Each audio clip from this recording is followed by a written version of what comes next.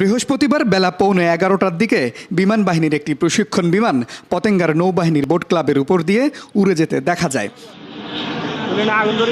যান্ত্রিক ত্রুটির কারণে বিমানটির পেছনে আগুনের হলকা দেখা যায়। এ সময় কর্ণফুলী নদীর উপর বেশ কয়েকবার চক্কর দিতে থাকে বিমানটি। প্যারাশুটে করে পাইলটদের নদীতে নামতে দেখা যায়। কিছুক্ষণ পর বিমানটি বিধ্বস্ত হয়ে কর্ণফুলী নদীর মোহনায় পড়ে।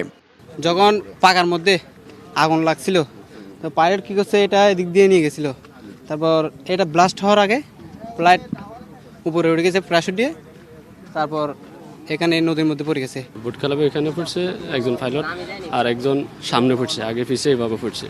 আর মনে করেন বিমানটা সামনে নদীতে পড়ে গেছে।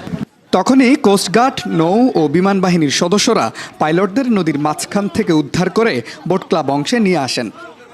আগুন বিমান বাহিনী থেকে উঠতেছে, ঠিক পশ্চিম পার থেকে এভাবে উঠতেছে।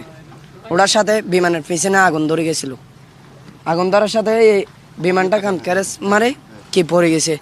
দুজন পাইলট, একজন পড়ছে এপার আর একজন পড়ছে এপার। আমি সাথে সাথে বোট নিয়ে আসি, প্রথম বারটাকে তুলছি, তারপর কিনারটার তুলছিলাম। বিমানটি উদ্ধারে কাজ শুরু করেছে বিমান, নৌ ও নৌ পুলিশের ডুবুরি দল। কর্ণফুলী নদীতে বন্ধ রয়েছে নৌযান চলাচল।